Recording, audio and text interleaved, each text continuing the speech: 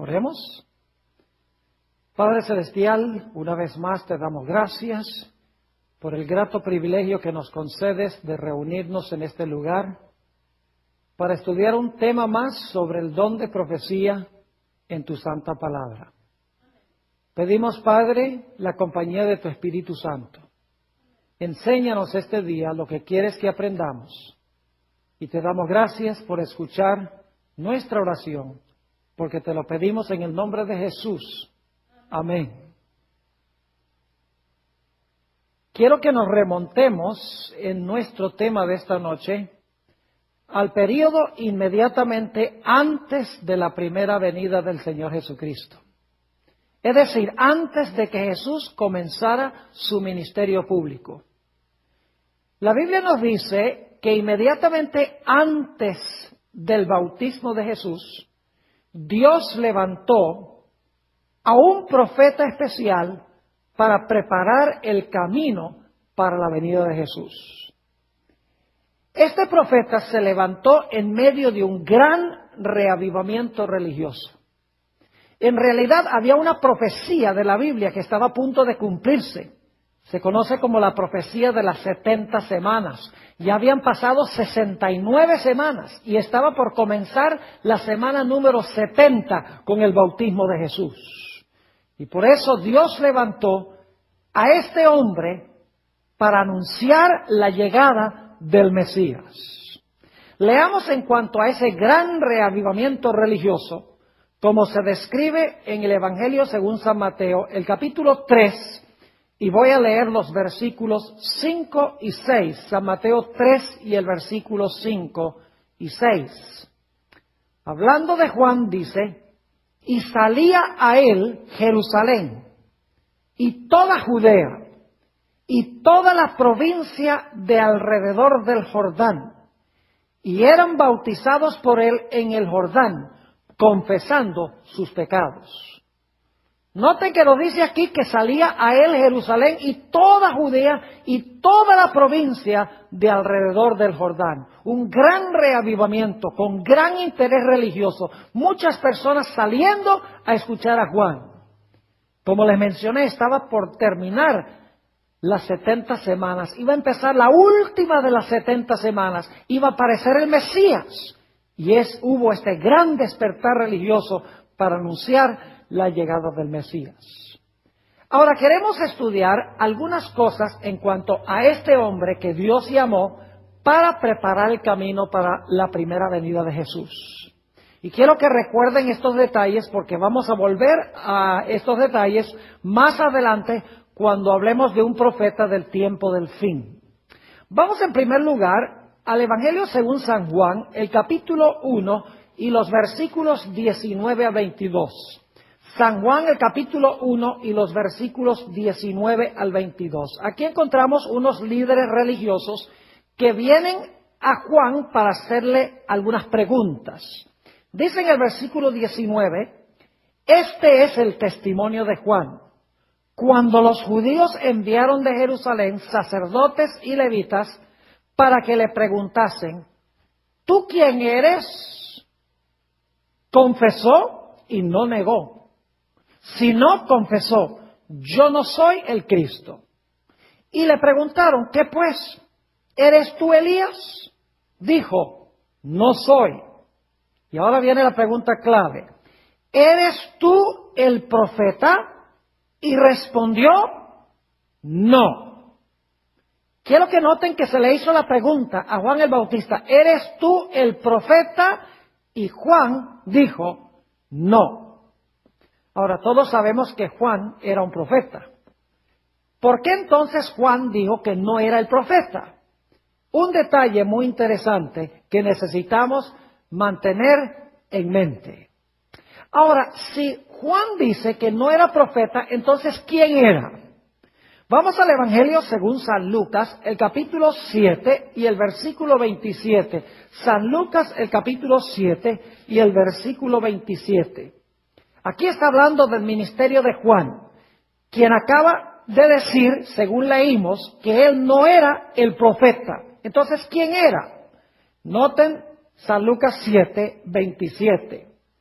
Este es de quien está escrito: he aquí envío mi mensajero delante de tu faz, el cual preparará tu camino delante de ti. Noten que de este versículo se le llama a Juan el mensajero del Señor. El Señor dice: he aquí yo envío mi mensajero para preparar el camino delante de la faz del Mesías.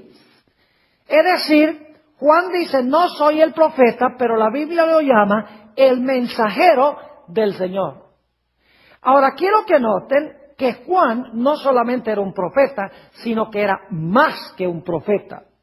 Fíjense lo que dice allí mismo en el Evangelio según San Lucas, el capítulo 7 y el versículo 26. San Lucas, el capítulo 7 y el versículo 26. Aquí está hablando Jesús y dice: ¿mas qué salisteis a ver? ¿A un profeta? Sí, os digo, y más que un profeta. Fíjense que Jesús dice no solamente que era profeta Juan, sino que era más que un profeta. Ahora, otro detalle interesante en cuanto a Juan es que Juan el Bautista tenía el testimonio de Jesucristo. Quiero que notemos eso en el Evangelio según San Juan, el capítulo 5, y voy a leer empezando en el versículo 31. San Juan 5 y el versículo 31. Quiero que noten que Juan el Bautista tenía el testimonio de Jesucristo. Dice allí en el versículo 31, está hablando Jesús: si yo doy testimonio acerca de mí mismo, mi testimonio no es verdadero.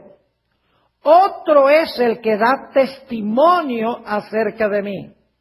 Y sé que el testimonio que da de mí es verdadero. ¿De quién estaba hablando Jesús cuando dijo que alguien estaba dando testimonio verdadero en cuanto a él? Noten el versículo 33. Vosotros enviasteis mensajeros a Juan, y él dio testimonio de la verdad.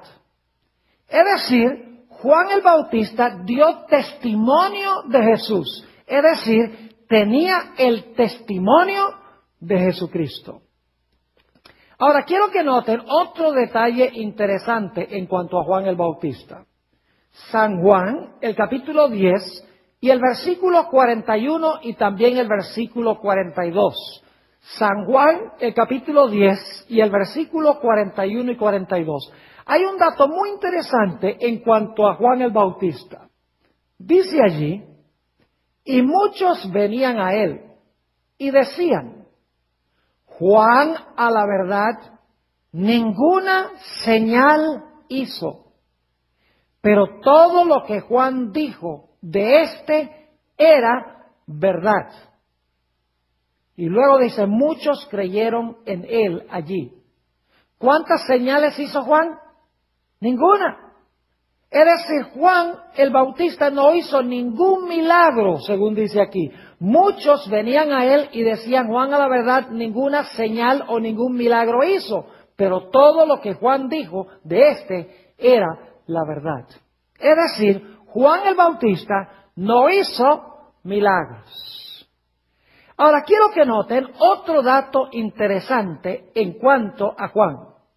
Vayan conmigo al Evangelio según San Juan, el capítulo 1, y quiero leer los versículos 6 al 8. San Juan, el capítulo 1 y el versículo 6 hasta el versículo 8. Se van a dar cuenta aquí que Juan no era la luz. Dice allí, empezando en el versículo 6, hubo un hombre enviado de Dios, el cual se llamaba Juan. Este vino por testimonio. Fíjense otra vez la idea de que vino a dar testimonio. Este vino por testimonio, para que diese testimonio de la luz, a fin de que todos creyesen por él. Ahora fíjense, no era él la luz, es decir, Juan no era la luz, sino para que diese testimonio de la luz. Yo pregunto entonces, ¿era Juan el Bautista la luz? No, Juan el Bautista no era la luz, sino que vino para dar testimonio en cuanto a la luz. Ahora, sin embargo, quiero que noten que aunque Juan el Bautista no era la luz, Juan el Bautista sí era una luz, pero era una luz menor que apuntaba hacia la luz mayor que era Jesucristo. Vamos a notar eso en San Juan, el capítulo 5 y el versículo 35. San Juan, el capítulo 5 y el versículo 35. Está hablando aquí de Juan el Bautista y fíjense lo que dice de Juan. Nuevamente Juan 5 y el versículo 35. Dice, hablando de Juan, él era antorcha que ardía y ¿qué? Y alumbraba. ¿Tenía luz Juan, sí o no? Claro que sí. ¿Qué clase de luz tenía Juan? La luz de una ¿qué? Antorcha, según dice aquí. Él era antorcha que ardía y alumbraba, y vosotros quisisteis regocijaros por un tiempo en su luz. ¿Tenía Juan luz, sí o no? Claro que sí. ¿Qué clase de luz era? Era una luz de antorcha, es decir, era una luz menor. El Señor Jesucristo, de quien daba testimonio Juan, era la luz mayor, era como decir la luz del sol, comparado con la luz de una antorcha. Quiero que noten entonces que Juan era una luz menor que tenía el propósito de derramar luz sobre la luz mayor. Note lo que dice San Juan 5:36, el siguiente versículo. Después de decir que Juan el Bautista era una antorcha que ardía y que la gente se regocijó por un tiempo en su luz, dice Jesús en el versículo 36, mas yo tengo ¿qué cosa? Mayor testimonio que el de Juan. Es decir, Juan era una luz menor, una antorcha, pero yo tengo mayor testimonio que el de Juan. Es decir, Juan era una luz menor cuyo propósito era conducir a la gente a la luz mayor. Ahora vamos a repasar lo que hemos estudiado porque es muy importante. En primer lugar, Juan el Bautista se levanta cuando está por terminar una gran profecía bíblica, la profecía de las 70 semanas. Cuando se levanta Juan hay un gran despertar religioso, un gran reavivamiento. Salen muchedumbres a escuchar la predicación de Juan el Bautista. Nos dimos cuenta que no profesaba Juan ser el profeta, dijo yo no soy el profeta. Nos dimos cuenta que era el mensajero del Señor. Nos dimos cuenta que Jesús dijo que no solamente era un profeta, sino que era más que un profeta. También estudiamos que Juan vino para dar testimonio en cuanto a Jesús. Juan no hizo ningún milagro. Nos dimos cuenta que Juan no era la luz. La luz era Jesús. Pero Juan era una luz menor, la luz de una antorcha, para llevar a los hombres y a las mujeres a la luz mayor, y esa luz mayor era Cristo Jesús. Ahora yo quiero preguntar, ¿no había acaso otra luz que daba testimonio de Jesús en los días de Juan el Bautista? La respuesta es que sí. Quiero que noten San Juan el capítulo 5 y los versículos 39 y 40. San Juan 5 y los versículos 39 y 40. Había otra cosa que daba testimonio de Jesús. Juan era una luz menor que daba testimonio de Jesús, la luz mayor. Pero había otra cosa que también daba testimonio de Jesús. Una luz menor que también daba testimonio de Jesús, la luz mayor. Ahora, ¿qué era lo otro que daba testimonio de Jesús? Dice en San Juan 5:39, Jesús está hablando aquí, escudriñad las Escrituras. Y esto se refiere al Antiguo Testamento, porque cuando Jesús dijo estas palabras no había Nuevo Testamento. Dice, escudriñad las Escrituras, porque a vosotros os parece que en ellas tenéis la vida eterna, y ellas son las que dan, ¿qué? Testimonio de mí, dice Jesús. Entonces, ¿cuántas cosas daban testimonio de Jesús? 2. Juan el Bautista, ¿y qué más? Las Escrituras, según hemos leído. Ahora, noten lo que sigue del versículo, diciendo en el versículo 40. Y no queréis venir a mí para que tengáis vida. Y luego quiero que vayamos al versículo 45, a donde Jesús está hablando a los líderes religiosos de su época. San Juan 5 y el versículo 45. Jesús dice, no penséis que yo voy a acusaros delante del Padre. Hay quien os acusa, Moisés, en quien tenéis vuestra esperanza. Es decir, Jesús dice, yo no los voy a acusar a ustedes. Hay alguien que los acusa a ustedes, que es Moisés, en quien ustedes confían. Versículo 46. Porque si creyeseis a Moisés, me creeríais a mí, porque de mí escribió él. Pero si no creéis en sus escritos, ¿cómo creeréis a mis palabras? ¿De quién escribió Moisés? ¿Escribió en cuanto a quién? A Jesús. Entonces encontramos dos fuentes que dan testimonio de Jesús. La primera fuente es Juan el Bautista. La segunda fuente son las Escrituras. Ahora inmediatamente tenemos que hacernos una pregunta. Si el pueblo judío tenía las Escrituras del Antiguo Testamento y las Escrituras del Antiguo Testamento daban testimonio de Jesús, ¿para qué se necesitaba a Juan que también diera testimonio de Jesús? Ahora yo quiero preguntarles, ¿creen ustedes que si los judíos hubieran estudiado con cuidado las Escrituras del Antiguo Testamento, hubieran estado esperando a Jesús cuando Jesús vino? ¿Creen que tenían suficiente información en las Escrituras del Antiguo Testamento para saber cuándo iba a venir el Mesías, qué iba a enseñar, a dónde iban a hacer, cómo lo iban a recibir? Claro que sí. Había abundantes profecías en el Antiguo Testamento que apuntaban hacia el Mesías. Es decir, las Escrituras daban testimonio de la luz que iba a venir de Jesús.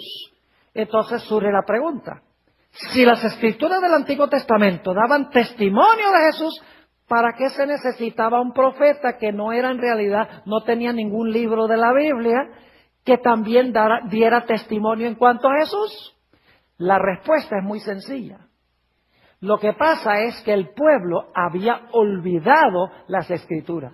Estaba interpretando mal las Escrituras. No comprendía las Escrituras del Antiguo Testamento. Por lo tanto, Dios dijo, voy a levantar a un profeta para que ese profeta explique, amplíe, esclarezca las profecías del Antiguo Testamento para que en esas profecías puedan ver a Jesús. Es decir, el propósito de Juan era alumbrar las páginas del Antiguo Testamento para que la gente pudiera ver en el Antiguo Testamento al Señor Jesucristo. Porque la gente había olvidado al Mesías en el Antiguo Testamento. Así que Dios dijo, les voy a dar una ayudada. Les voy a levantar un profeta viviente, quien no tiene ningún libro de la Biblia, pero lo voy a levantar para que Él les explique las profecías del Antiguo Testamento en cuanto al Mesías, para que cuando venga el Mesías, la gente lo esté esperando. Lo que pasa es que en el período intertestamental, que es el período entre cuando terminó el Antiguo Testamento y cuando se levantó Juan el Bautista, hubo 400 años de silencio profético. No hubo profeta durante ese período. Y durante ese tiempo entraron muchos errores en el judaísmo. La gente perdió de vista la comprensión del Antiguo Testamento. Perdieron de vista las profecías en cuanto al Mesías. Es decir, estaban en tinieblas. Quiero que notemos eso en San Juan, el capítulo 1 y el versículo 5, donde se habla de la condición del pueblo cuando Jesús estaba a punto de venir. San Juan, el capítulo 1 y el versículo 5. Dice, la luz en las tinieblas resplandece. Fíjese que la gente estaba en tinieblas. La luz en las tinieblas resplandece y las tinieblas no prevalecieron contra ella. Y luego dice que Dios levantó un hombre llamado Juan con el fin de disipar las tinieblas para que la gente pudiera discernir al Mesías. Por ejemplo, en el Antiguo Testamento había profecías que hablaban del sacrificio del Cordero. La gente al leer esas profecías del Antiguo Testamento debería haber comprendido que esos sacrificios de corderos apuntaban hacia Jesús, el Cordero de Dios que quita el pecado del mundo. Y profecías como Isaías 53 y el versículo 7, donde dice que el siervo de Jehová fue llevado al matadero como una oveja y no abrió su boca. Todos los días se sacrificaban corderos en el santuario. La gente debía comprender que eso significaba que iba a venir el Mesías a morir por los pecados de la raza humana, pero habían perdido de vista la comprensión de esas profecías. Así que Dios levantó a Juan, y cuando Juan el Bautista presentó a Jesús, dijo, ¿ustedes recuerdan esas profecías en cuanto a los corderos en el Antiguo Testamento? Dice, he aquí el Cordero de Dios que quita el pecado del mundo. Es decir, Juan el Bautista dice, esas profecías que ustedes no entienden, aquí se están cumpliendo esas profecías en cuanto al Cordero. Es decir, el propósito de Juan era dirigir las mentes a las escrituras del Antiguo Testamento que la gente no entendía, que la gente había olvidado, que la gente había interpretado mal. Juan el Bautista no vino a traer nueva luz, no vino a traer nuevas doctrinas, nuevas enseñanzas, nuevos conceptos. Lo que Juan el Bautista vino a hacer fue esclarecer, ampliar y explicar y esclarecer las escrituras que ya habían sido dadas para que la gente pudiera ver en esas escrituras al Señor Jesucristo. Ahora quiero que noten por qué levantó Dios a Juan. Vayan conmigo al Evangelio según San Lucas, el capítulo 1 y el versículo 17. San Lucas, el capítulo 1 y el versículo 17, nos explica por qué levantó Dios a Juan el Bautista. Dice allí, en San Lucas 1:17, hablando de Juan, e irá delante de él, es decir, Juan iba a ir delante del Mesías, con el espíritu y el poder de Elías, para hacer volver los corazones de los padres a los hijos y los rebeldes a la prudencia de los justos, y ahora viene la frase clave, para preparar al Señor un pueblo bien dispuesto. Es decir, el ministerio de Juan tenía el propósito de preparar a un pueblo para recibir al Mesías en su primera venida, para que cuando Jesús viniera, el pueblo lo estuviera esperando, apercibido y listo. Es decir, Juan el Bautista vino a preparar a un pueblo para la primera venida de Jesús. Y vino a restaurar lo que la gente había olvidado. Quiero que notemos lo que dice San Mateo el capítulo 17 y el versículo 11. San Mateo el capítulo 17 y el versículo 11. Juan no vino a traer nuevas doctrinas, nuevas enseñanzas, nuevos conceptos. Juan el Bautista vino a restaurar lo que la gente había olvidado. Vino a recuperar lo que estaba en tinieblas. Dice en San Mateo 17 y el versículo 11 lo siguiente. Respondiendo Jesús les dijo, a la verdad, Elías viene primero, y noten, y restaurará todas las cosas. ¿Qué es lo que iba a hacer Elías? ¿Quién es Juan el Bautista? Porque noten el versículo 13, entonces los discípulos comprendieron que les había hablado de Juan el Bautista. ¿A qué iba a venir Juan el Bautista? A restaurar todas las cosas. ¿Qué significa la palabra restaurar? La palabra restaurar significa recuperar, significa reconstruir, significa restablecer lo que ha sido echado a un lado, lo que ha sido olvidado, es ponerlo en su lugar debido de nuevo. Es decir, Juan el Bautista no vino a presentar ninguna doctrina nueva, sino para alumbrar las doctrinas que ya existían, que apuntaban hacia Jesús, el Mesías. Ahora, debo decirles que Juan el Bautista habló la verdad sin temor. Es decir, Juan el Bautista no tenía miedo de hablar la verdad a nadie, costara lo que costase. Noten San Mateo, el capítulo 11 y el versículo 7 y 8. San Mateo, el capítulo 11 y el versículo 7 y 8. Aquí está hablando Jesús en cuanto a Juan. Dice en el versículo 7, mientras ellos se iban, comenzó Jesús a decir de Juan a la gente: ¿qué salisteis a ver al desierto? Una caña sacudida por el viento. Es decir, ustedes esperaban conseguir una cañita que ante el viento se inclina y se tuerce. Versículo 8. ¿O qué salisteis a ver? ¿A un hombre cubierto de vestiduras delicadas? He aquí los que llevan vestiduras delicadas en las casas de los reyes están. Es decir, ustedes si salieron a buscar a un hombre blandito, un hombre que se doblega con cualquier viento, están muy equivocados.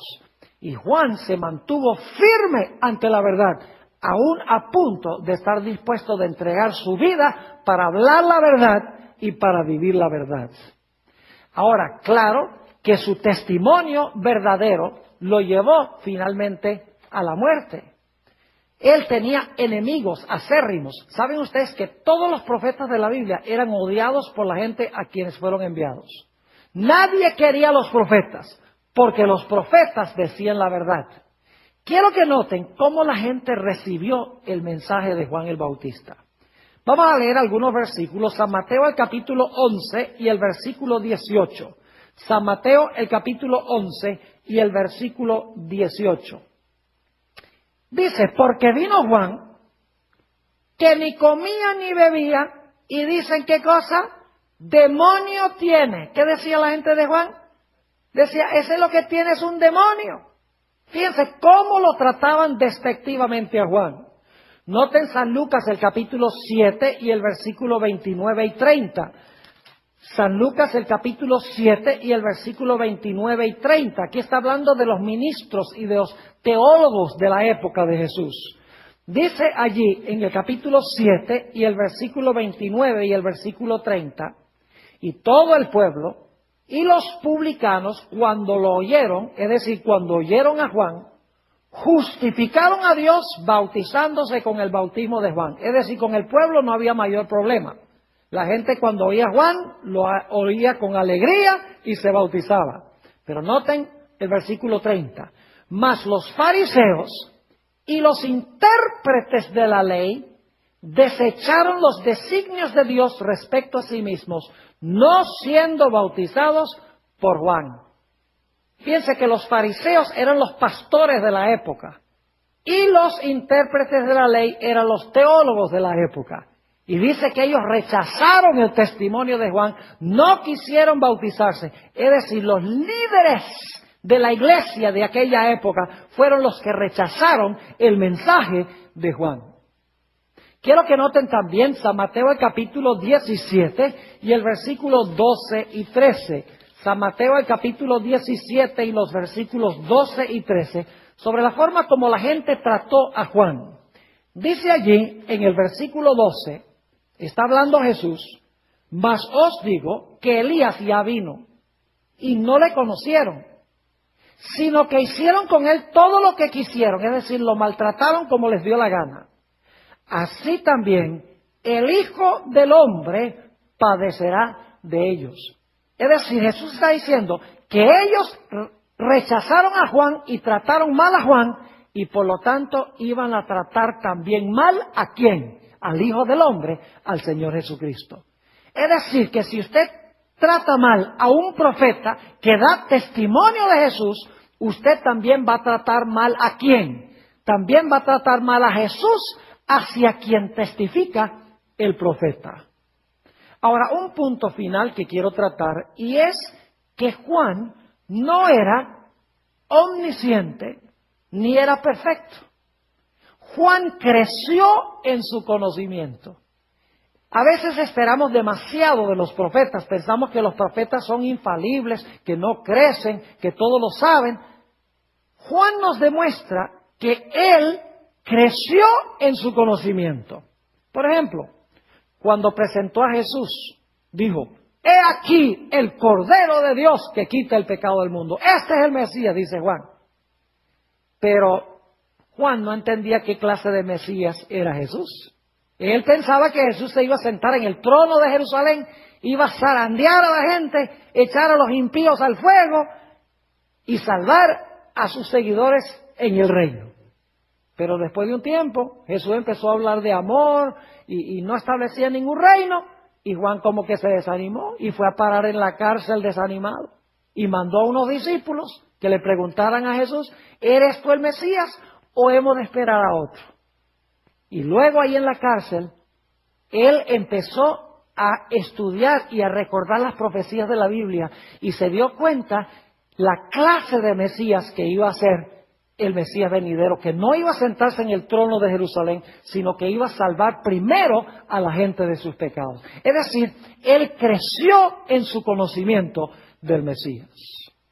Así que hemos estudiado en cuanto al profeta que preparó el camino para la primera venida de Jesús. Ahora quiero hablarles de otro profeta. Un profeta que levantó Dios para preparar el camino para la segunda venida de Jesús. Lo interesante es que este profeta del tiempo del fin, del cual hemos hablado en esta serie, se levanta cuando está una profecía de la Biblia cumpliéndose. Juan se levantó cuando estaba por cumplirse la profecía de las 70 semanas. Este profeta, del cual vamos a hablar ahora, se levantó cuando terminaron los 2300 días. Y lo interesante es que la profecía de las 70 semanas constituye la primera parte de la profecía de los 2300 días. Ahora, lo interesante es que cuando esta profecía de los 2300 días se iba a cumplir, hubo un gran despertar religioso. Se conoce como el movimiento milerita, que predicaron el mensaje del primer ángel de Apocalipsis 14, donde dice, temed a Dios y dadle gloria, porque la hora de su juicio ha llegado, y adorad a aquel que hizo el cielo, la tierra, el mar y las fuentes de las aguas. En el este de los Estados Unidos hubo un gran despertar religioso. Miles de personas iban a carpas para escuchar la predicación de la palabra de Dios en cuanto al pronto regreso del Señor Jesucristo. Ahora, lo interesante es que en conjunción con este movimiento, levantó Dios también la voz profética para preparar a un pueblo para la segunda venida del Señor Jesucristo. Esta persona se llama Elena White. Ahora, yo quiero que ustedes recuerden todos los detalles que yo presenté en cuanto a Juan el Bautista, porque esos detalles se repiten con precisión en la persona y en el ministerio de Elena G. White. En primer lugar, quiero leerles algunas citas de esta escritora extraordinaria, donde cuando se le preguntó si era profetisa, dijo no. ¿Se acuerdan de Juan? Quiero leerles esta cita, primero, que se consigue en Mensajes Selectos, tomo 1, la página 40. La hermana White estaba dando un discurso en la iglesia de Battle Creek, que era la iglesia más grande de aquella época en el estado de Michigan. Dice, durante el discurso dije que no pretendía ser profetisa. Algunos se sorprendieron ante esta declaración. Y como mucho se está diciendo acerca de esto, daré una explicación. Otros me han llamado profetisa, pero nunca pretendí ese título. No he sentido que era mi deber designarme así. Los que osadamente pretenden que son profetas en este nuestro día son con frecuencia un reproche para la causa de Cristo. Es decir, ¿eres tú profetisa? Ella contestaba, no.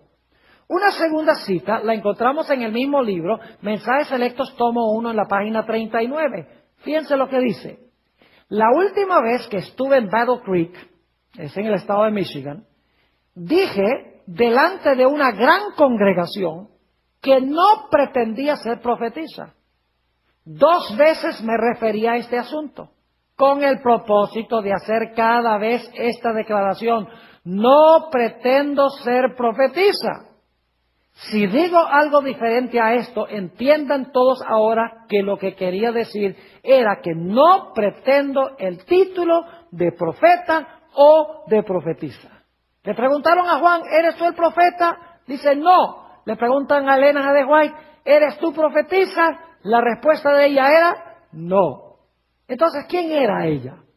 ¿Cómo se identificó ella? Ustedes recuerdan que Juan el Bautista, yo no soy profeta, pero la Biblia dice que era el mensajero del Señor. Ahora, fíjense esta cita, Mensajes Selectos, tomo 1, la página 40. Dice Elena White lo siguiente: nunca he pretendido ser profetisa. Si otros me llaman así, no les discuto. Pero mi obra ha abarcado tantos aspectos que no puedo llamarme sino mensajera, enviada para dar un mensaje del Señor a su pueblo y para ocuparme de cualquier actividad que Él me señale. ¿Qué nombre se da ella? Mensajera del Señor para entregar un mensaje. También en Mensajes Selectos, tomo 1, en la página 36, dice ella esto: algunos han tropezado en el hecho de que dije que no pretendía ser profetisa. Y han preguntado, ¿por qué? No he tenido otra pretensión, sino la de que se me ha indicado que soy la mensajera del Señor, que Él me llamó en mi juventud para ser su mensajera, para recibir su palabra y dar un mensaje claro y decidido en nombre del Señor Jesús. Así que dice, no, yo no soy profetisa, pero su papel es ser, ¿qué cosa? Mensajera del Señor, igual que Juan. Ahora yo pregunto, ¿era Elena G. de White un profeta o una profetisa? Claro que sí, pero era más que un profeta. Noten Mensajes Selectos, tomo 1 y la página 40. Mensajes Selectos, tomo 1 y la página 40.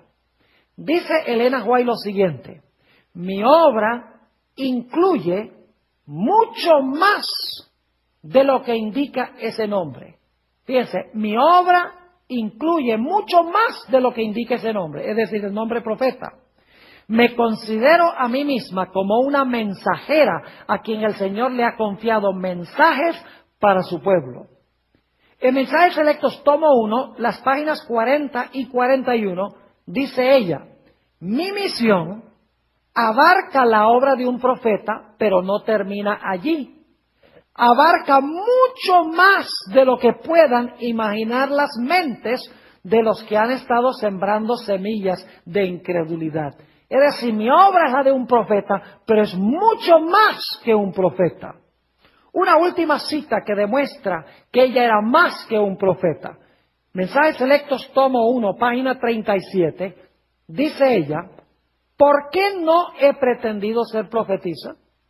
Porque en estos días muchos que osadamente pretenden ser profetas son un reproche para la causa de Cristo. Y porque mi obra incluye mucho más de lo que significa la palabra profeta. ¿Recuerdan que Juan el Bautista era más que un profeta? Ella dice, más que un profeta. Primero dijo, no pretendo ser profetisa. Entonces, ¿quién? La mensajera del Señor. Pero luego dice que es más que un profeta. Ahora yo pregunto, ¿tenía Elena G. de White el testimonio de Jesucristo? Ustedes conocen ese texto que hemos usado antes en esta serie, porque esta es la presentación número 4 en esta serie, Apocalipsis 12:17, donde dice: entonces el dragón se airó contra la mujer y se fue a hacer guerra contra el remanente de la simiente de ella, los cuales guardan los mandamientos de Dios y tienen, ¿qué cosa? El testimonio de Jesucristo. Y ya nos dimos cuenta en nuestra última presentación que cronológicamente ese don se levanta después del año 1798 en los Estados Unidos de América. Es decir, la iglesia de los últimos días iba a tener el testimonio de Jesucristo en la persona de Elena White. Ahora, quiero que noten esta cita muy interesante de Elena G. de White, donde ella habla de la función de sus escritos. ¿Recuerdan ustedes que Juan el Bautista tenía el propósito de ser una luz menor para alumbrar las escrituras del Antiguo Testamento para que todos pudieran ver a la luz mayor, Jesús? Fíjense esta cita de Mensajes Selectos, tomo 3, la página 30. Mensajes Selectos, tomo 3, la página 30. dice ella, poco caso se hace a la Biblia. Y por esto, el Señor ha dado una luz menor para guiar a los hombres y a las mujeres a la luz mayor. Está hablando de sus escritos. Poco caso se hace a la Biblia. Yo pregunto, en los días de Juan el Bautista, ¿poco caso se hacía a la Biblia? ¿Poco caso se hacía a las escrituras? Lo leímos, ¿verdad? Por lo tanto, ¿qué hizo Dios? Dios levantó un profeta que no tiene ningún escrito en la Biblia, levantó a ese profeta para alumbrar las escrituras, para que pudieran discernir en las escrituras ¿a quién? Para que pudieran discernir en las escrituras a Jesús. Lo mismo dice Elena White, poco caso se hace en el mundo cristiano las escrituras, a la Biblia. Por eso Dios ha levantado un mensajero o una mensajera en estos últimos días para alumbrar las páginas de la Biblia, para que la gente pueda discernir en la Biblia al Señor Jesús. Fíjense qué interesante que Juan el Bautista se levantó después de un largo periodo de silencio profético donde no hubo profeta. El periodo intertestamental de 400 años no hubo voz profética.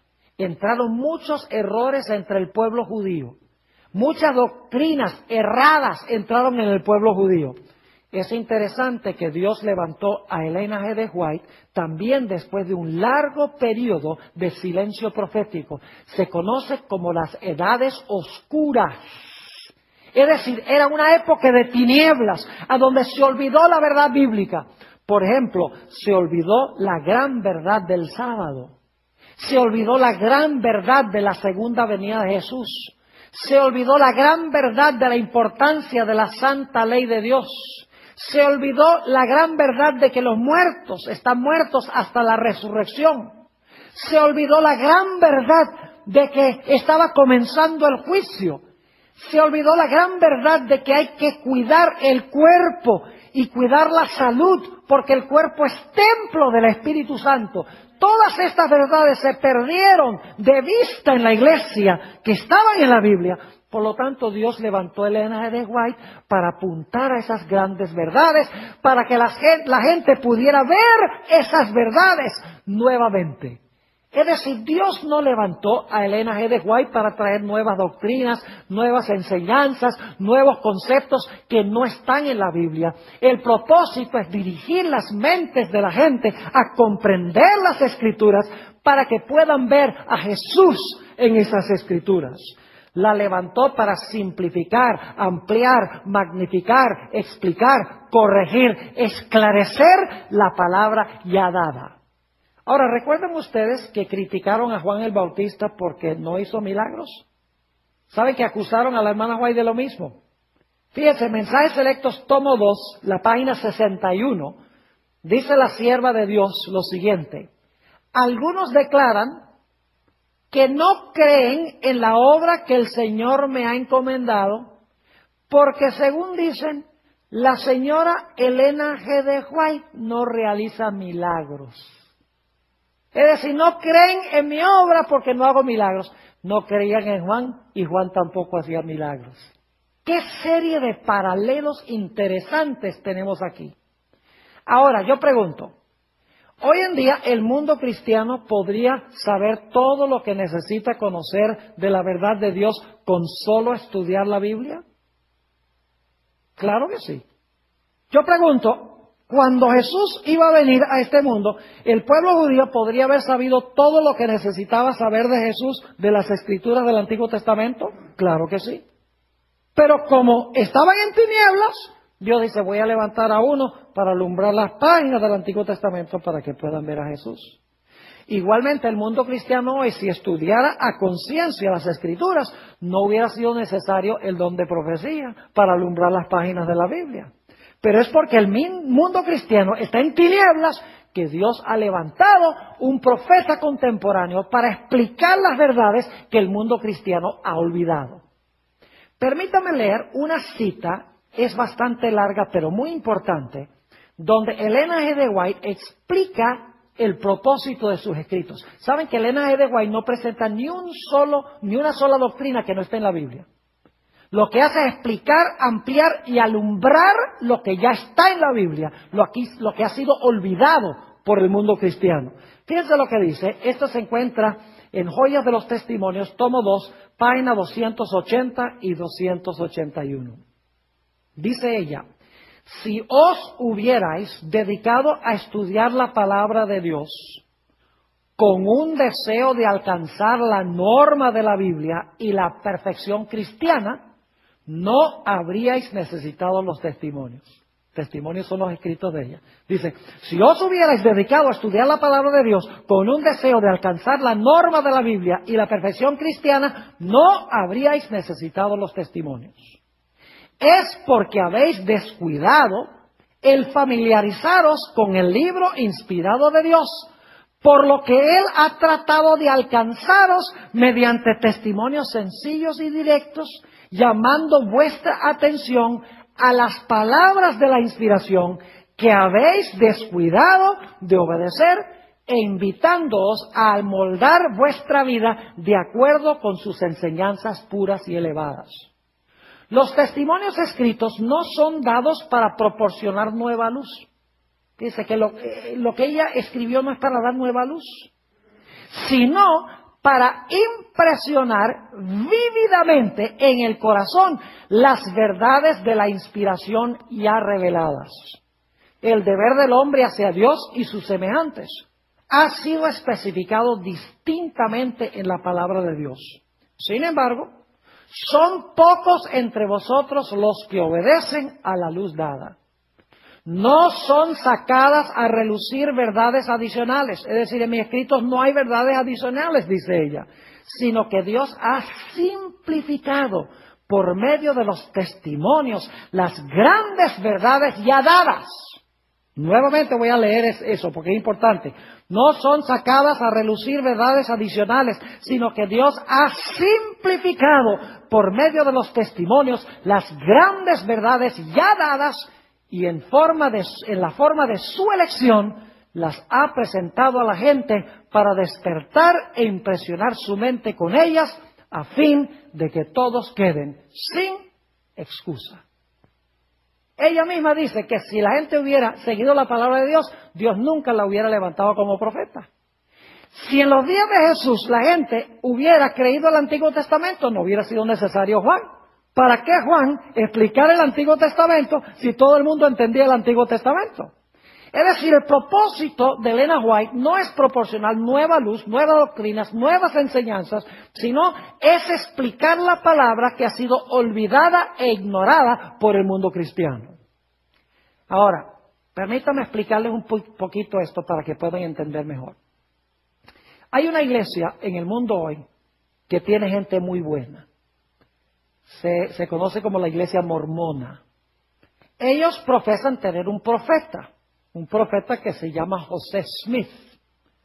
Ahora, no quiero hablar mal de los mormones porque los mormones tienen muchas buenas cualidades, son gente de familia, gente que lleva vidas muy ordenadas. Lo que quiero es comparar el concepto que ellos tienen de su profeta y el concepto que tiene la iglesia adventista de Elena G. White, el profeta de la iglesia adventista. Cuando vienen mormones a visitar a la casa de uno, yo no sé, posiblemente algunos de ustedes han tenido alguna visita de los dos jóvenes misioneros que vienen a la casa para compartir el mensaje. Lo primero que ellos tratan de enseñarle a usted es que José Smith era un verdadero profeta.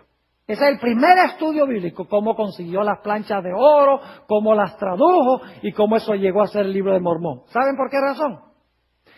Porque hay doctrinas en el libro de Mormón que no están en la Biblia. Y ellos mismos admiten eso. Entonces, ellos necesitan que usted se convenza de que el libro de Mormón fue dado por Dios para que usted acepte no solamente lo que está en la Biblia, sino también lo que está en el libro de Mormón. La iglesia adventista no sigue ese proceso. En la iglesia adventista, cuando se tiene una campaña evangelística o cuando damos estudios bíblicos, no comenzamos con Elena G. White, sino que comenzamos con las doctrinas de la Biblia y las trazamos una por una. Todas las doctrinas las trazamos en la Biblia. Y cuando llegamos al final, decimos, oh, dicho sea de paso, tenemos un profeta. Y ese profeta lo que hace es esclarecer, explicar lo que ya estudiamos de la Biblia. Es decir, es una confirmación, una ampliación, una simplificación del mensaje de la Biblia. Es decir, los mormones creen que José Smith presenta verdades que no están en la Biblia. La Iglesia Adventista no cree que Elena G. de White presenta doctrinas que no están en la Biblia. Ella sencillamente simplifica, amplía, corrige y explica lo que la Biblia ya contiene. Ahora, debo explicarles que Elena G. de White no fue infalible. Elena G. de White creció en su conocimiento. Si ustedes, por ejemplo, comparan el libro Primeros Escritos, que tiene las primeras visiones que ella escribió, con el libro El conflicto de los siglos, que se publicó en 1911, van a descubrir que ella creció en su capacidad de usar el idioma inglés una barbaridad. Hay gente que critica a la hermana White y dice, mire, que en 1844, cuando Jesús no vino, la hermana White dijo que se había cerrado la puerta de la gracia y de la salvación para todo el mundo. Y es verdad que ella por un tiempo creyó eso. Pero con el transcurso del tiempo, Dios le aclaró que se había cerrado para aquellos que rechazaron el mensaje de la venida de Jesús, pero no para el mundo en general. Ahora, si ustedes tienen problema con eso, tendrían problema con Juan el Bautista también, porque Juan el Bautista también creía que Jesús, que el Mesías iba a venir, establecer su reino en Jerusalén, sentarse en el trono, destruir a los impíos y salvar al pueblo de Dios. Pero con el transcurso del tiempo creció en su conocimiento en cuanto al tipo de Mesías que iba a ser el Señor Jesucristo. Es decir, que los profetas no son omniscientes ni son infalibles, crecen en su conocimiento.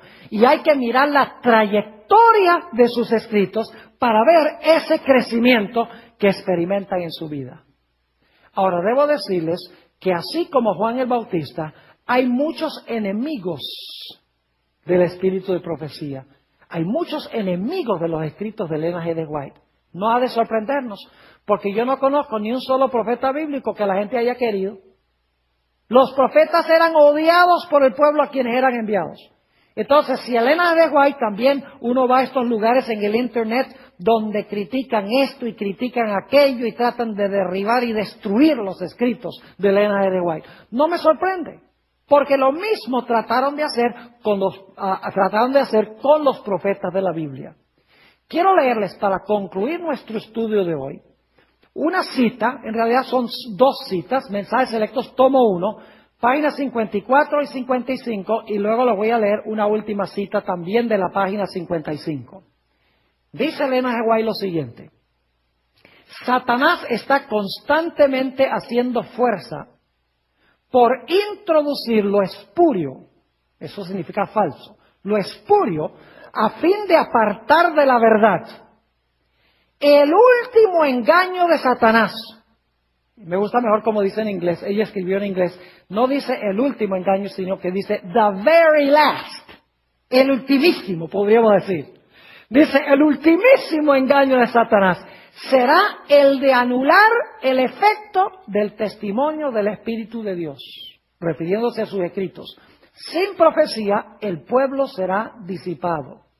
Satanás trabajará hábilmente y en diferentes formas y mediante diferentes instrumentos para perturbar la confianza del pueblo remanente de Dios en el testimonio verdadero.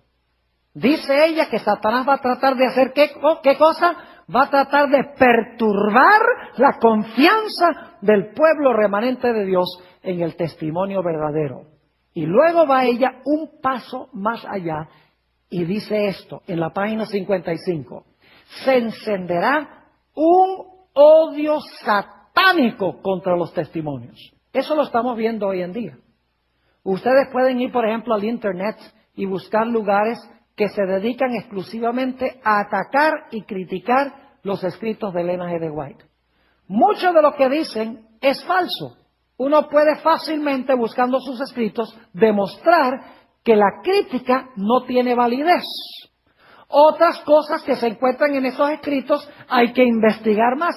Pero lo interesante es que todas esas cosas que se ponen allí en el Internet tienen una explicación lógica. Pero claro, la gente que quiere destruir y atacar el espíritu de profecía lo hacen, y los desprevenidos que no estudian y no investigan quedan inmediatamente engañados por este material. Así que dice ella, se encenderá un odio satánico contra los testimonios.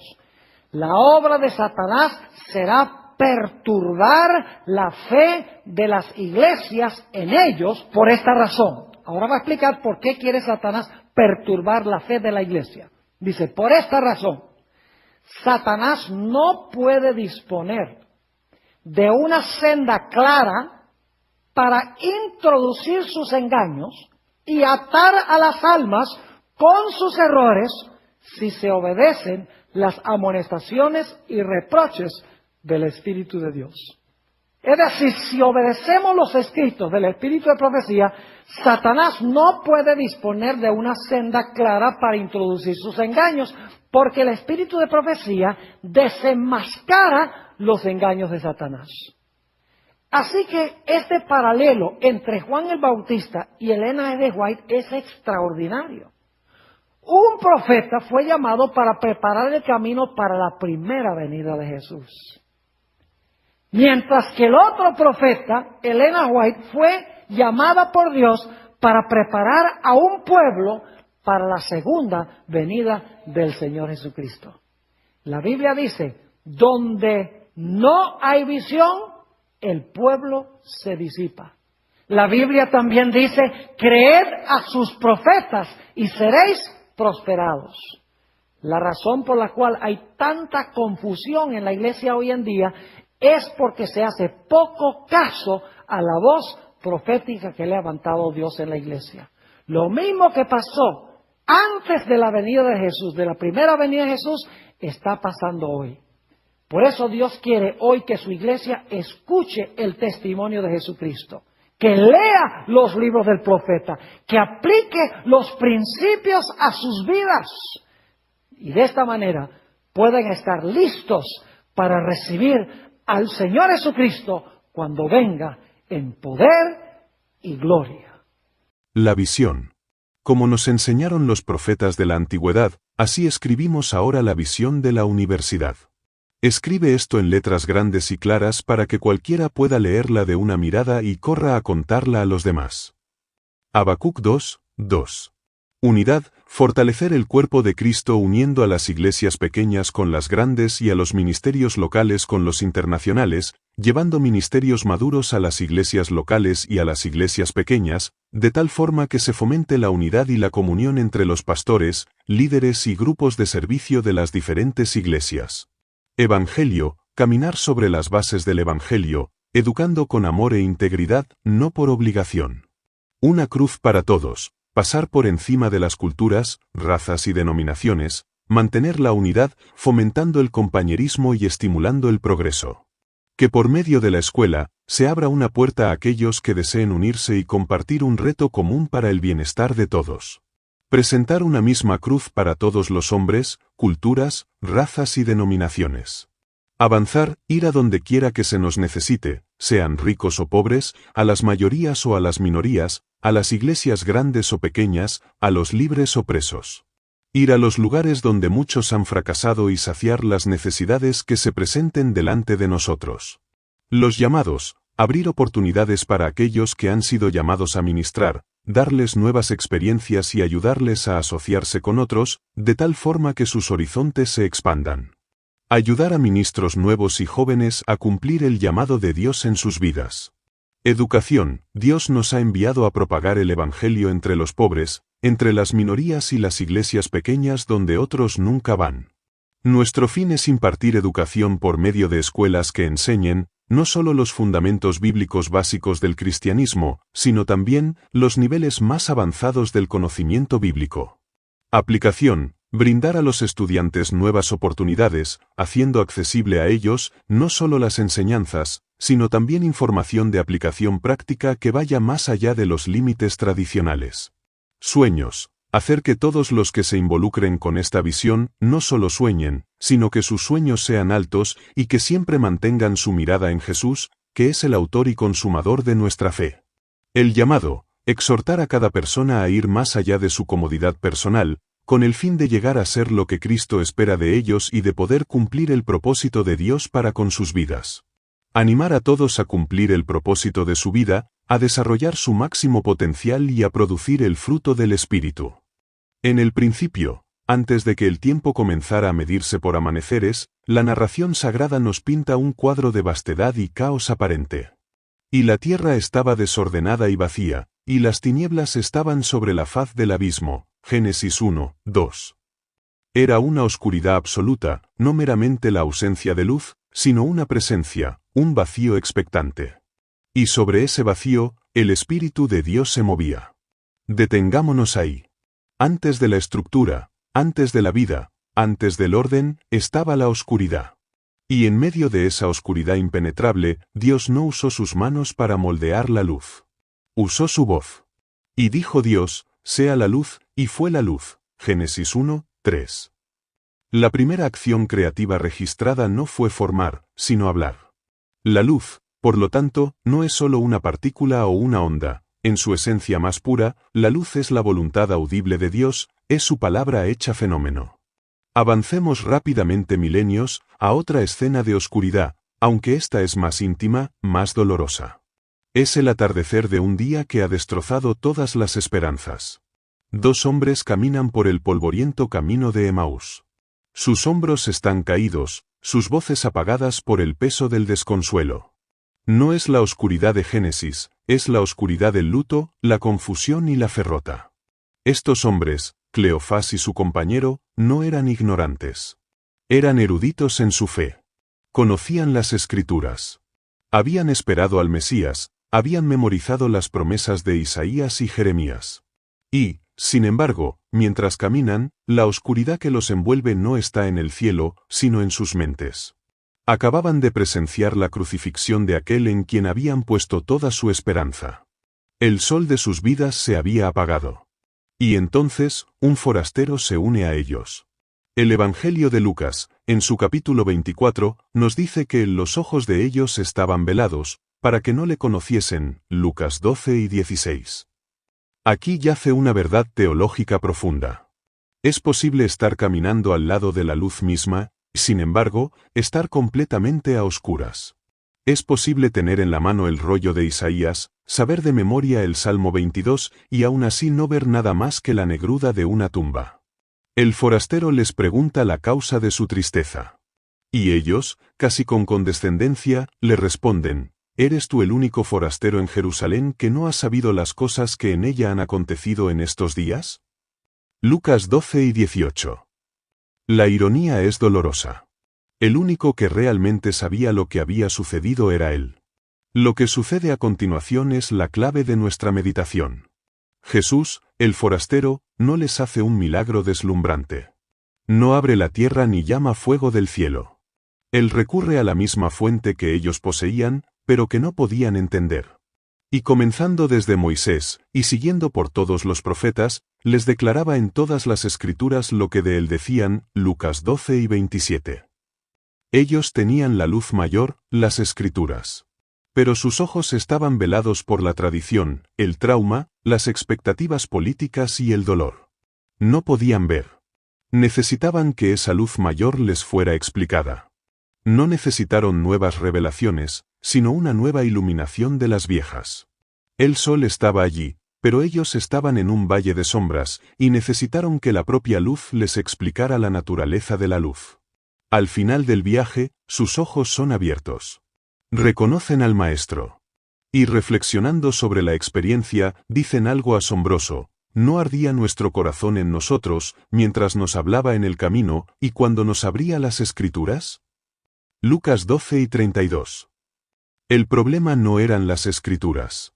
El problema era la percepción humana en un momento de crisis y oscuridad. Esta narrativa no es solo una historia antigua, es una parábola de la experiencia humana con la revelación divina. Y nos plantea una pregunta existencial que resuena hasta el crepúsculo de la historia en el que nos encontramos nosotros. ¿Qué sucede cuando la noche espiritual es tan densa que, como los discípulos de Emaús, tenemos la luz mayor en nuestras manos, pero nuestros ojos están velados? Vivimos en el tiempo del fin. Un tiempo que las propias Escrituras describen como un periodo de engaño sin precedentes. Un tiempo en el que, si fuera posible, aún los escogidos serían engañados. Mateo 12 y 24. Es un tiempo en el que las doctrinas se han vuelto confusas, donde la sabiduría humana ha oscurecido el consejo divino, y donde millones de personas, al igual que Cleofás, conocen la letra pero han perdido el espíritu del texto. En la creación, Dios estableció un principio para los tiempos de oscuridad. Génesis 1:16 nos dice: «E hizo Dios las dos grandes lumbreras, la lumbrera mayor para que señorease en el día, y la lumbrera menor para que señorease en la noche, hizo también las estrellas». El sol, la lumbrera mayor, es un símbolo perfecto de la palabra de Dios, la Biblia. Es la fuente de toda luz y vida teológica. Es absoluta, inmutable y soberana. No hay luz verdadera que no se origine en ella. Pero, ¿qué de la lumbrera menor? ¿Qué de la luna? La luna no tiene luz propia. Es una roca muerta, inútil por sí misma. Pero cuando se posiciona correctamente, captura la luz del sol oculto y la refleja en un mundo que de otro modo estaría en total oscuridad. No reemplaza al sol. No compite con el sol. No añade nada a la luz del sol. Simplemente la refleja. Su única función es testificar que el sol, aunque invisible en la noche, sigue existiendo y sigue siendo la fuente de toda luz. En esta noche espiritual de la historia humana, mientras caminamos hacia el Emaús de la segunda venida, ¿ha provisto Dios, en su misericordia, una luz menor? Ha enviado una guía, un reflector, un telescopio, no para reemplazar su palabra, sino para enfocarla, para hacernos arder el corazón, para abrir nuestros ojos velados a las verdades que ya están allí, en el sol de las Escrituras? Esta es la pregunta que debemos explorar. Pues en la respuesta encontramos no solo la seguridad doctrinal, sino la protección contra los engaños más sofisticados que el enemigo de la luz ha preparado para el tramo final de nuestro viaje. Habiendo caminado por el sendero crepuscular de Emaús en nuestra introducción, donde vimos a discípulos eruditos pero cegados, poseyendo las Escrituras pero incapaces de ver a Cristo en las Escrituras, llegamos al corazón de nuestra indagación. Si la Biblia, la luz mayor, es el sol de nuestra fe, ¿cómo justifica ella misma la existencia de una luz menor para los tiempos de oscuridad? ¿Provee el propio canon sagrado un mecanismo para que Dios ilumine su palabra cuando la noche del engaño es más densa? La respuesta es un rotundo sí. El testimonio bíblico, de Génesis a Apocalipsis, establece un patrón inmutable: Dios no deja a su pueblo en la confusión. Cuando la interpretación humana falla, cuando las tradiciones oscurecen la verdad, Dios interviene. Y su método de intervención preferido, su modus operandi divino, es la voz profética. Consideremos, en primer lugar, la declaración fundamental del profeta Amós, capítulo 3, versículo 7. Porque no hará nada Jehová el Señor, sin que revele su secreto a sus siervos los profetas. Esta no es una declaración casual. Es una de las afirmaciones más audaces sobre la naturaleza de la gobernanza divina. Dios, el soberano del universo, se compromete a sí mismo a la transparencia con sus agentes designados. Él no actúa en el vacío. Ya sea un diluvio inminente, la destrucción de Sodoma, el cautiverio babilónico o la primera venida del Mesías, el patrón es el mismo. Dios envía un mensaje claro a través de un mensajero humano para preparar, advertir y guiar a su pueblo. Este mensajero, el profeta, no inventa el mensaje. El profeta, en hebreo, Nabí, es un portavoz, alguien que habla en nombre de otro. El profeta es un canal, no la fuente. Su autoridad no reside en su propia inteligencia o carisma, sino en la fidelidad con la que transmite la revelación de la luz mayor. Pero, ¿qué sucede cuando ya tenemos la revelación escrita? ¿No es suficiente la Biblia? Esta pregunta nos lleva al texto fundamental que define la relación entre la Biblia y el don profético. Lo encontramos en la pluma del apóstol Pedro. En su segunda epístola, capítulo 1, versículo 19, Pedro escribe: «Tenemos también la palabra profética más segura, a la cual hacéis bien en estar atentos como a una antorcha que alumbra en lugar oscuro, hasta que el día esclarezca y el lucero de la mañana salga en vuestros corazones». Analicemos esta densa metáfora. Pedro dice que la palabra profética, refiriéndose tanto a las escrituras del Antiguo Testamento que predecían a Cristo como al testimonio profético continuo, es una antorcha, en griego, luchnos. ¿Y dónde brilla esta antorcha? En lugar oscuro. Este es exactamente el escenario de la luz menor. La antorcha no es el sol. La antorcha es necesaria precisamente porque es de noche. La noche, en la teología bíblica, representa la ignorancia, el pecado, la confusión y, de manera prominente, el tiempo del fin antes de la segunda venida. Pedro nos amonesta a estar atentos a esta luz, a esta antorcha, con un propósito específico, hasta que el día esclarezca. El propósito de la antorcha no es ser permanente, es guiarnos de manera segura a través de la oscuridad hasta que llegue el sol del amanecer, la segunda venida de Cristo. Por lo tanto, cualquier sugerencia de que la Biblia no necesita ser iluminada en tiempos oscuros ignora la propia descripción que la Biblia hace de sí misma y de la experiencia humana. Los discípulos de Emaús tenían el sol, las Escrituras, pero vivían en un lugar oscuro, su propio dolor y ceguera. Necesitaban la antorcha, el propio Cristo, actuando como profeta, explicando las Escrituras, para que sus corazones ardieran. Ahora bien, el crítico podría preguntar, pero, ¿cómo sabemos qué antorcha es verdadera y cuál es un fuego fatuo? El adversario, Satanás, es un maestro del engaño y ciertamente encenderá sus propias antorchas falsas. Aquí, la Biblia provee un sistema de seguridad infalible. Isaías, capítulo 8, versículo 20, nos da la prueba de fuego, la prueba de litmus de toda verdad profética, a la ley y al testimonio. Si no dijeren conforme a esto, es porque no les ha amanecido. Desempaquemos esto. La ley, en hebreo, Torá, no significa simplemente el decálogo, aunque lo incluye. Significa toda la instrucción divina revelada, el cuerpo de verdad establecido, la luz mayor, las Escrituras. El testimonio, en hebreo, Teva, se refiere a la advertencia o declaración profética. Isaías establece una jerarquía clara. Cualquier testimonio nuevo, cualquier antorcha o luz menor, debe ser juzgado rigurosamente por su conformidad con la ley o la luz mayor. Si un supuesto profeta trae un mensaje que contradice, disminuye o reemplaza la autoridad de las Escrituras, Isaías es claro, es porque no les ha amanecido. Literalmente, no hay luz en ellos. Por lo tanto, la luz menor nunca puede contradecir al sol. No puede haber eclipse. La luna refleja al sol, no lo reemplaza. La función de una luz menor profética, por lo tanto, no es añadir nuevas doctrinas, sino, 1. Magnificar las doctrinas ya presentes, 2. Aclarar lo que ha sido oscurecido por la tradición humana, y 3. Aplicar los principios eternos de la Escritura a los desafíos específicos del tiempo presente. Pero, continúa el crítico, eso fue para el Antiguo Testamento. ¿No cesó el don de profecía con el cierre del canon del Nuevo Testamento? Esta es una suposición muy extendida, pero bíblicamente insostenible. Observemos lo que dice el apóstol Pablo. En su carta a los Efesios, capítulo 4, versículos 11 al 13, él describe los dones que Cristo dio a la Iglesia después de su ascensión, y él mismo constituyó a unos, apóstoles, a otros, profetas, a otros, evangelistas, a otros, pastores y maestros. ¿Con qué propósito? A fin de perfeccionar a los santos para la obra del ministerio, para la edificación del cuerpo de Cristo.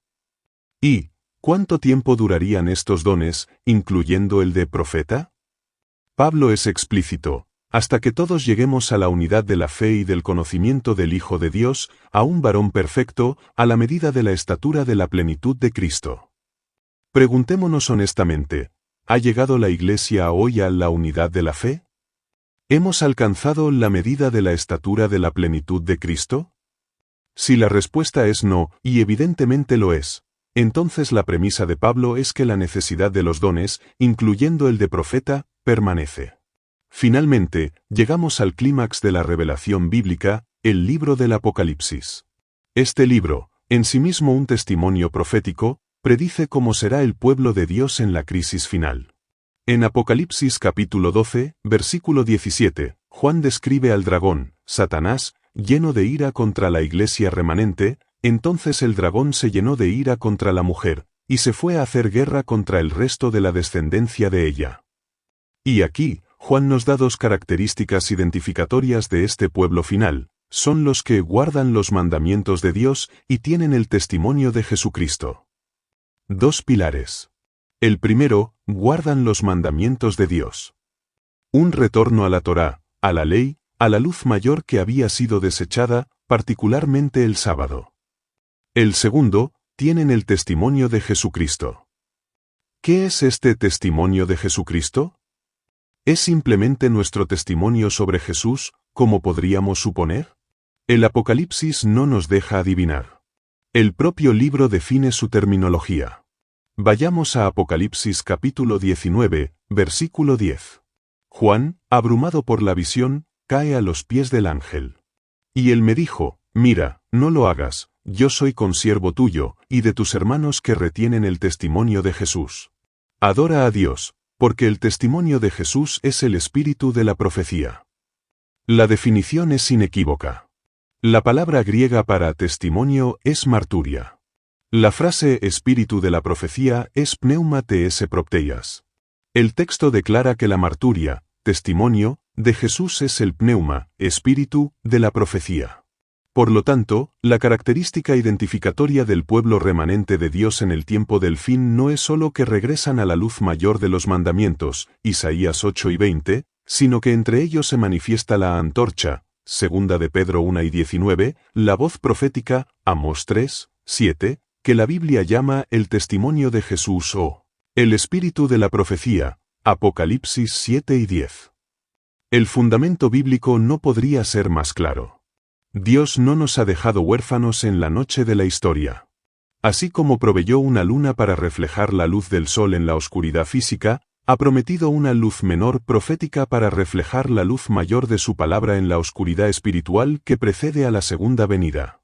En nuestro bloque anterior establecimos un principio bíblico ineludible: la arquitectura de la revelación divina no se detuvo en el siglo I. El Apocalipsis mismo, en sus capítulos 12 y 19, define al pueblo remanente del tiempo del fin con dos marcas gemelas: su lealtad a la ley, a los mandamientos de Dios, la luz mayor, y su posesión del testimonio, que es el espíritu de la profecía, la luz menor. Esta no es una profecía abstracta. Es una descripción teológica de un pueblo que surgiría en la historia. Y la historia, que no es más que la mano de Dios moviéndose a través del tiempo humano, nos muestra el momento exacto en que esta profecía comenzó a encarnarse. Para encontrar este momento, debemos ir a una de las mayores crisis de fe en la historia moderna, la década de 1840.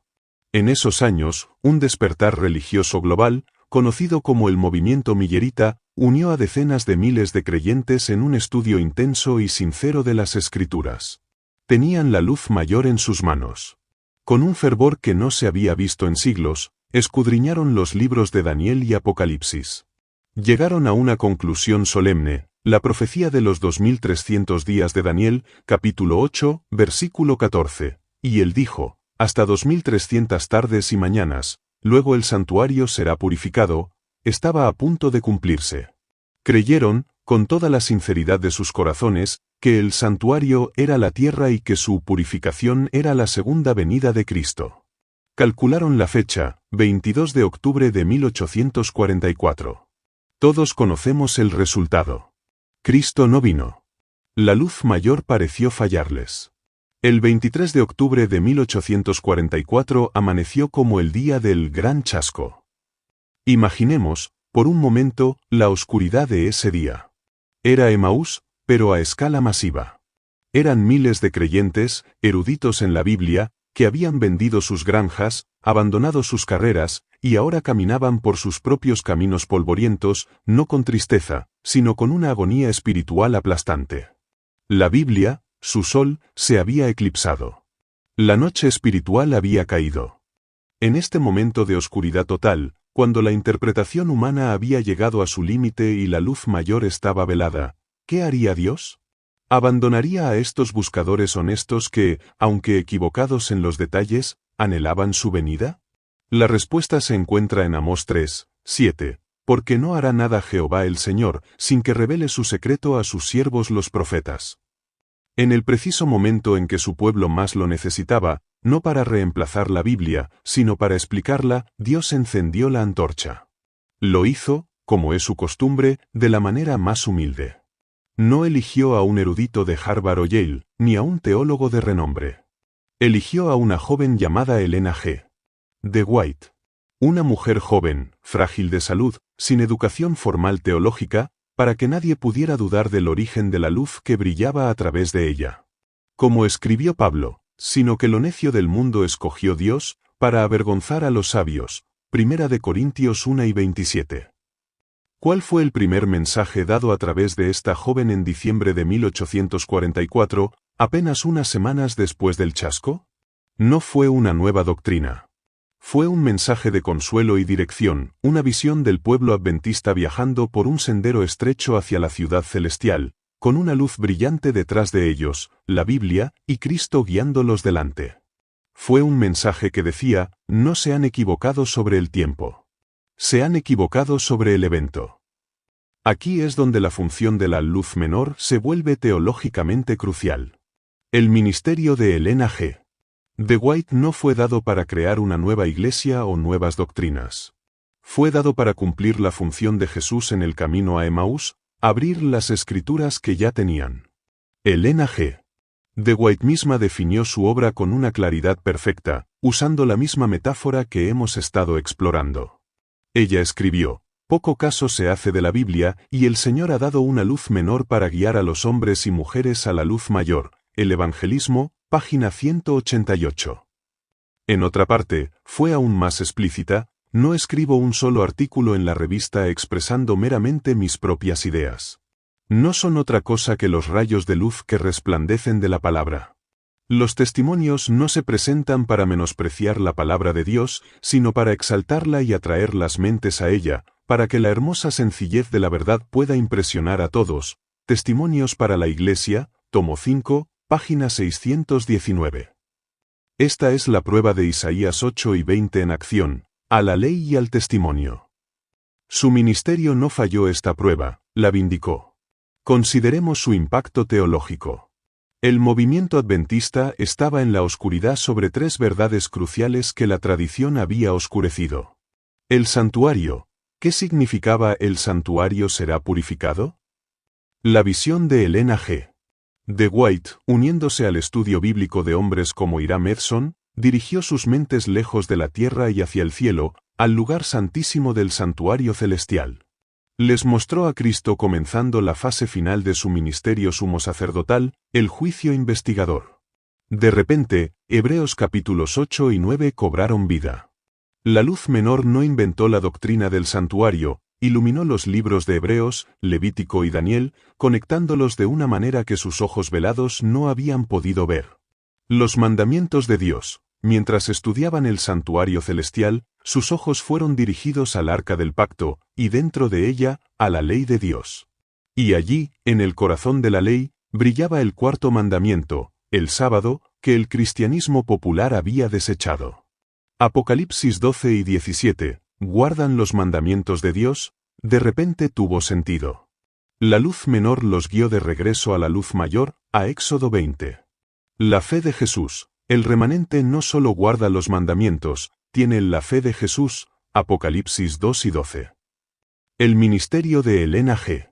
de White fue el que unió todos estos hilos bajo un mismo tema teológico, el gran conflicto. Esta es quizá su contribución más profunda. Ella tomó el vasto y a veces confuso tapiz de la Biblia, desde la caída de Lucifer en el cielo, Ezequiel 28, Isaías 14, hasta la restauración de la tierra, Apocalipsis 21, y reveló el hilo narrativo unificador, la guerra cósmica entre Cristo y Satanás, y el amor de Dios como la fuerza victoriosa.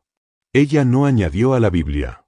Ella proveyó el marco, el telescopio, a través del cual la Biblia podía leerse no como una colección de textos inconexos, sino como una sola historia épica y coherente. Abrió las Escrituras. Por lo tanto, la interpretación teológica es clara. El pueblo remanente del tiempo del fin, Apocalipsis 12 y 17, es identificado por su lealtad a la ley de Dios, la luz mayor, y por la presencia del espíritu de profecía, la luz menor. Este don no es un adorno opcional, es una característica definitoria. No es un sustituto de la Biblia, sino un guía divinamente designado para la Biblia, dado en el momento exacto de la historia, el crepúsculo del gran chasco, cuando la Iglesia más lo necesitaba. Aceptar el ministerio de Elena G. de White no es disminuir la Biblia. Es aceptar el testimonio de la Biblia de que Dios, en su misericordia, enviaría una antorcha en lugar oscuro para guiarnos hasta que el sol del nuevo día, el propio Cristo, aparezca.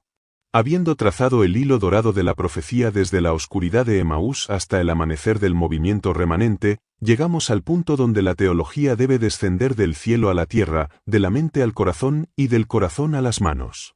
Hemos establecido la coherencia bíblica, bloque 2, y la necesidad histórica, bloque 3, de la luz menor. Hemos visto cómo Dios, en su misericordia, encendió una antorcha en el crepúsculo de 1844, no para reemplazar el sol de las Escrituras, sino para guiarnos de manera segura hacia él. Pero ahora, I don't blame you for living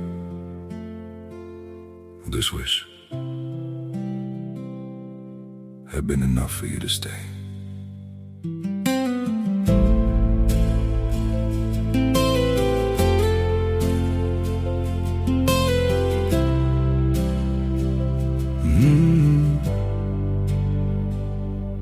I saw it coming in the way you changed, in the silence between your words. Every I'm fine felt heavier than truth, like something breaking, unheard. I tried to fix what I didn't understand, held on tighter as you slipped away. But love can't grow where it's already gone. I don't blame you for living this wish had been enough for you to stay.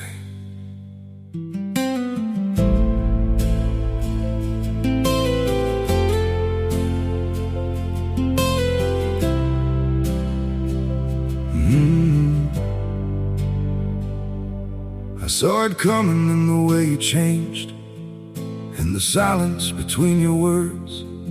Every I'm fine felt heavier than truth, like something breaking, unheard. I tried to fix what I didn't understand, held on tighter as you slipped away. But love can't grow where it's already gone. I don't blame you for living this wish had been enough for you to stay.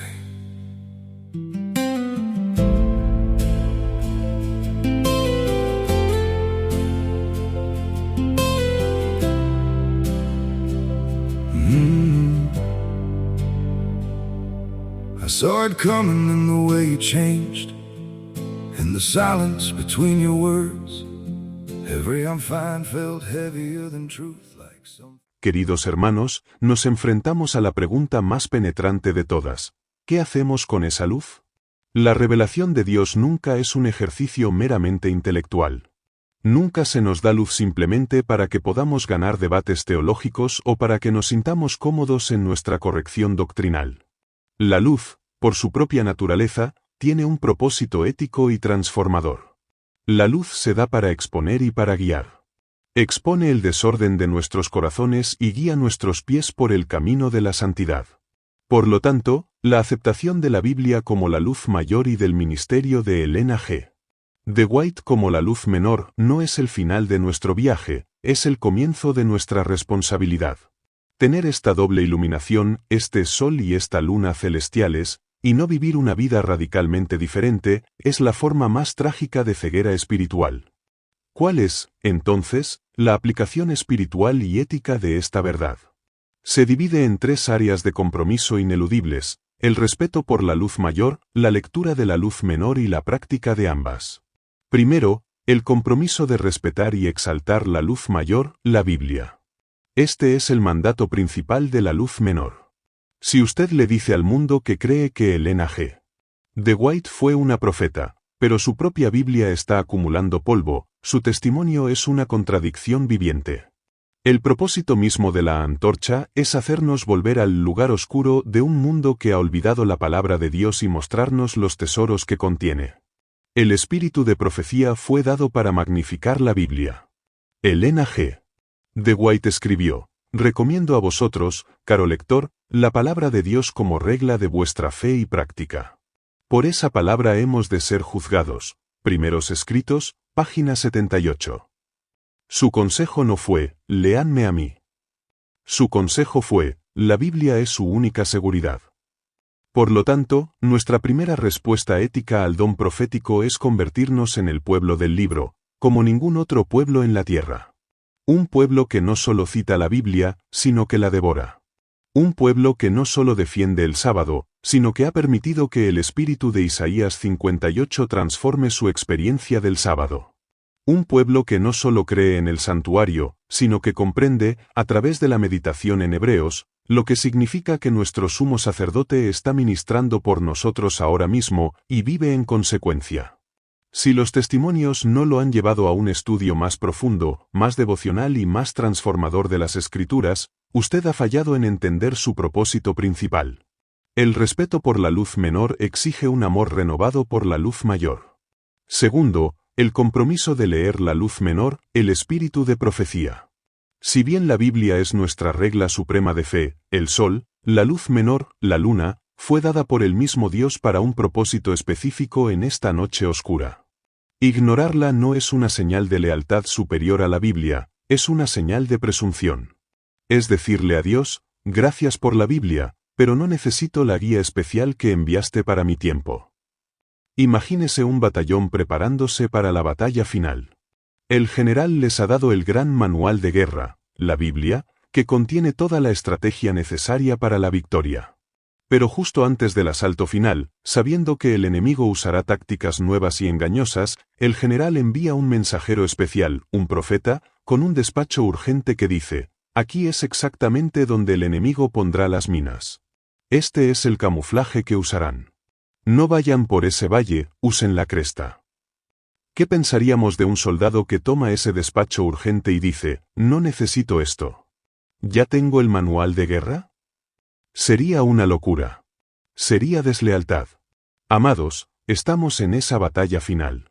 Los engaños son sutiles. La confusión sobre la naturaleza de Dios, la inmortalidad del alma, el espiritismo infiltrándose en la ciencia y la crisis venidera sobre la adoración, son exactamente las minas sobre las cuales la luz menor nos ha advertido. Elena G. de White escribió sobre aquellos que rechazarían esta luz. Si disminuís la confianza del pueblo de Dios en los testimonios que Él le envía, os rebeláis contra Dios. Testimonios para la Iglesia, tomo 5, página 64. Y para aquellos que simplemente los descuidan, dijo, los mismos errores que han existido en el pasado existirán en el futuro. ¿Satanás tratará de oscurecer la verdad de que hay seguridad en el consejo de Dios? ¿Cuál es el riesgo de descuidar los testimonios? Es que consideraréis la luz como oscuridad y la oscuridad como luz. Carta 123, 1904. No podemos permitirnos el lujo de ser ignorantes de estos consejos. Debemos leerlos. No como un sustituto de la Biblia, sino como el comentario inspirado de Dios sobre la Biblia, aplicado a nuestra vida y a nuestro tiempo. Tercero, y lo más importante, el compromiso de poner ambas luces en práctica a través de una vida de santidad. Aquí es donde el espejo nos confronta. El apóstol Santiago nos advierte, pero sed hacedores de la palabra, y no tan solamente oidores, engañándoos a vosotros mismos. Santiago 1 y 22. Esto es doblemente cierto para un pueblo que tiene doble luz. No sirve de nada citar el gran conflicto si nuestras vidas no muestran una separación del mundo. No sirve de nada defender la reforma pro salud si nuestro carácter es agrio e impaciente. No sirve de nada predicar sobre la ley de Dios si no mostramos el amor de Dios en nuestros hogares y en nuestras iglesias. El espíritu de profecía es implacablemente práctico. Nos llama a la santidad en los detalles de la vida. Nos llama a la honestidad absoluta en los negocios, a la pureza en el entretenimiento, a la abnegación en el servicio, a la reverencia en la casa de Dios, a la fidelidad en el matrimonio. Nos llama a la santidad del cuerpo como templo del Espíritu Santo. Esta es la aplicación ética de la luz menor, nos quita toda excusa. No podemos decir, no sabía que esto importaba. No podemos decir, no estaba seguro de cuál era la voluntad de Dios sobre este asunto. La luz ha brillado.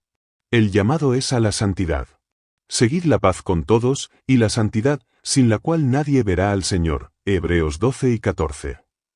El pueblo remanente no es salvo por guardar los mandamientos, pero el pueblo salvo guardará los mandamientos.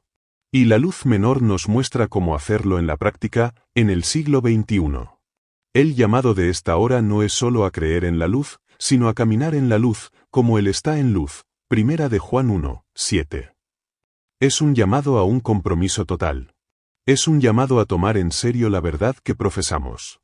Porque tener una luz tan grande y vivir como si estuviéramos en la oscuridad, es prepararnos para ser contados entre las vírgenes fatuas, que tenían lámparas pero no aceite, que tenían la teoría de la verdad pero no la práctica del Espíritu Santo en sus vidas.